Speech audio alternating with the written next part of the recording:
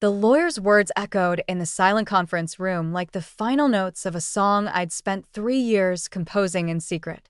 To Sofia Chin Rodriguez, the daughter I never had but always hoped for, I leave my entire estate, including the family home, all investments, and the contents of my personal vault. I watched from whatever place souls go to observe the living as my daughter-in-law's face cycled through shock, confusion, and something that looked dangerously close to guilt. Just 7 days earlier, she'd called me a bitter old woman who couldn't stand to see her son happy during our last confrontation. Now she was staring at the deed to my $2.3 million estate, trying to understand how the woman she'd spent 3 years dismissing had just made her one of the wealthiest young women in San Antonio. My name was Margaret Elena Rodriguez. I was 73 years old, and I had just died of a heart attack that surprised no one more than myself. What did surprise everyone, especially Sofia, was the will I'd been carefully crafting and updating every few months since the day my son Michael brought her home. "There must be some mistake," Sofia whispered, her voice barely audible in the mahogany-paneled room. She hated me. The lawyer, Harrison Webb, a kind man who'd been handling my affairs for over 20 years, adjusted his glasses and looked at her with something approaching sympathy. "Mrs. Rodriguez," he said gently, "I can assure you there's no mistake." Mrs. Margaret Rodriguez spent considerable time ensuring this will was exactly as she wanted it. She updated it as recently as last month. Last month. That would have been right after Sofia had told me I was interfering in their marriage by suggesting they put aside money for their future children's education. Right after she'd accused me of being jealous of their happiness because I was alone and miserable after my husband's death. If she only knew. Michael, my son, sat beside his wife looking as stunned as she did. At 35, he was successful, kind-hearted, and completely oblivious to the silent war that had been waging between the two most important women in his life. "But Mom," he said, his voice thick with emotion, "what about the family business? The restaurant?" "Ah yes, Abuela's Kitchen." The restaurant I'd built from nothing after immigrating from El Salvador 45 years ago. The place where I'd worked 18-hour days to put Michael through college, where I'd served 3 generations of San Antonio families, where I'd created a legacy that was worth far more than the dollar amount Harrison would soon read aloud. "The restaurant and all business assets," Harrison continued, reading from the document, "are also left to Sofia, with the stipulation that she maintain the family recipes and traditions, and that she employ Maria Santos as head chef for as long as Maria wishes to work." Maria, my oldest friend and the woman who'd stood beside me through every triumph and tragedy of the past 2 decades, smiled through her tears from the back of the room. She alone had known what I was planning. She alone had understood why. Sofia's hands were shaking now. "I don't understand. Why would she? I mean, we barely got along. She thought I wasn't good enough for Michael." "Actually," Harrison said, opening another folder, "Mrs. Rodriguez left specific instructions that I should read her personal letter to you after the will was announced." He handed Sofia a cream-colored envelope with her name written in my careful script.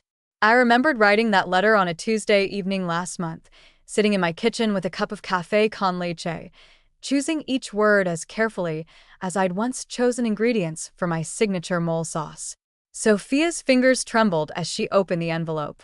The letter was 3 pages long, but I knew she wouldn't make it past the first paragraph without crying. "My dear Sofia," she read aloud, her voice breaking almost immediately. "If you are reading this, then I am gone, and you are probably wondering why the bitter old woman who made your life difficult has just given you everything she spent a lifetime building." She looked up, tears already streaming down her face. "I can't. I don't." "Keep reading, Mija," Maria said softly from the back of the room. It was the first time anyone had ever called Sofia by that endearment in my presence, and I wished I could tell Maria how perfect the timing was. Sofia took a shaky breath and continued. "The truth is, I never thought you weren't good enough for my son. I thought my son wasn't good enough for you." Michael made a sound of protest, but Sofia held up her hand, her eyes never leaving the letter. "You are brilliant, ambitious, and fiercely protective of the people you love. You challenge Michael to be better, to dream bigger, to step outside the comfortable life I built for him. You make him laugh in ways I never could. You've brought joy into his world that he didn't even know he was missing." Sophia's voice was barely a whisper now. "But I was so difficult for you to love, and I understand why. I represented change, and change is frightening when you've spent decades building something perfect and safe." She paused, wiping her eyes with the tissue Harrison had quietly placed beside her. "The restaurant was never just a business to me. It was my love letter to this community, my way of keeping my mother's memory alive, my gift to Michael and his future family. But I realized that the greatest gift I could give wasn't the restaurant itself, it was the chance for you to make it your own." What I hadn't written in the letter, what Sophia would discover later, was that I'd been preparing her for this moment since the day they'd gotten engaged. Every criticism about her modern ideas for the restaurant had been carefully calculated to make her think deeper about tradition and innovation. Every argument about family recipes had been designed to ensure she understood their importance before she inherited them. Every time I'd called her too ambitious or too independent, I'd been testing her resolve, making sure she was strong enough to carry forward what I'd built while making it authentically hers. Sophia looked up from the letter, her face a mixture of understanding and regret. "She was training me." "What do you mean?" Michael asked. "All those fights about the restaurant. All those times she questioned my ideas or made me explain my reasoning. She wasn't trying to shut me down. She was making sure I understood what I was talking about." Harrison nodded. "Mrs. Rodriguez spent considerable time with our business attorney, ensuring that the transition would be as smooth as possible. She also established a trust fund for any future children you and Michael might have, and she prepaid for college educations at the university of their choice." The room was silent except for the sound of Sophia crying. Not the angry tears I'd seen from her during our confrontations, but the deep, grief-stricken sobs of someone who just realized they'd misunderstood everything. "There's more," Harrison said gently. He reached into his briefcase and pulled out a small velvet box. "Mrs. Rodriguez wanted you to have this." Inside the box was my mother's ring. The one piece of jewelry I'd managed to bring with me from El Salvador, the one thing I'd treasured above all others. The ring I'd planned to give to Michael's wife, whoever she turned out to be, because it represented not just wealth, but the continuation of our family line. "She wrote a note about this too," Harrison said, handing Sophia another small card. This time, she couldn't read it aloud. Michael took the card from her shaking hands. "This ring belonged to my mother, and her mother before her.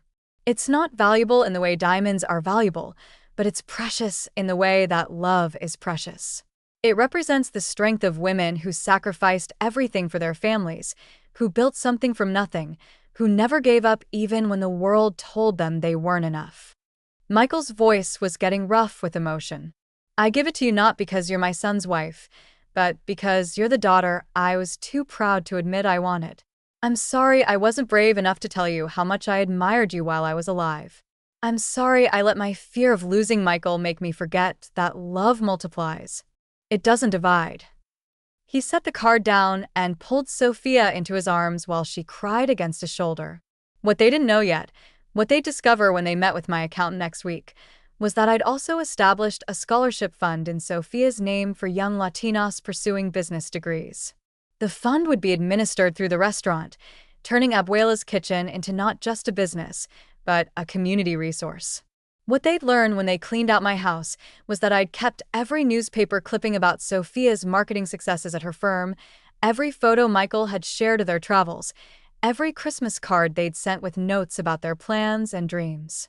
What they'd find in my recipe box were detailed notes I'd written for Sophia, explaining not just ingredients and techniques, but the stories behind each dish, the memories attached to each flavor, the history she'd need to understand to make the food authentically hers while keeping it rooted in our family's past. But most importantly, what they'd discover in the coming weeks and months was that my final gift hadn't been the money or the business, or even the family heirloom. My final gift had been showing Sophia that she'd been loved and valued all along, that her strength hadn't been a threat to me but a source of pride, that the woman she'd seen as an obstacle had actually been her biggest supporter. The reading concluded an hour later, after Harrison had gone through all the smaller bequests, money for Maria, donations to local charities, gifts for neighbors and friends. Michael and Sophia left the office in stunned silence, holding hands for the first time in months. I wish I could have seen what happened next. I wish I could have watched Sophia walk through my house with new eyes, seeing not the shrine to the past she'd always assumed it was, but the carefully curated museum of our family's journey that I'd intended it to be. I wish I could have been there when she found the folder in my desk labeled Sophia's Ideas, full of all the suggestions she'd made for the restaurant over the years, complete with my detailed notes about how to implement them and why they were brilliant. I wish I could have seen her face when she discovered that I'd already had business cards printed with her name as owner of Abuela's Kitchen, cards I'd ordered the week after their wedding but had never found the courage to give her. Most of all, I wish I could have been there 6 months later when Sophia gave birth to their first child, a daughter they named Elena in my honor.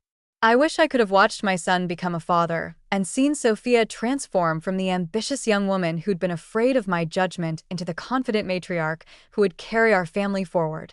But perhaps some gifts are more powerful when they come from beyond the grave. Perhaps love speaks loudest in its final words when there's no chance for misunderstanding or pride to get in the way. A year after my death, Sophia had expanded Abuela's Kitchen into a small chain of restaurants, each one employing young people from the community and serving food that honored tradition while embracing innovation. The scholarship fund had helped 12 young women start college. Maria was still the head chef, but now she was training Sophia's hand-picked successor, ensuring that the knowledge would continue to pass from one generation to the next. And on the anniversary of my death, Sophia did something that would have made me cry if I'd still had tears to shed. She placed a photo of me next to the cash register in the original restaurant, with a small plaque that read, "In memory of Abuela Margaret, who taught us that love isn't always comfortable, but it's always worth it." Below that, in smaller print, she saw the best in people, especially when they couldn't see it in themselves. It wasn't entirely accurate. There had been plenty of times when I'd been small and petty and too proud for my own good. There had been moments when I'd let fear drive my actions instead of love. But it was true in the way that mattered most.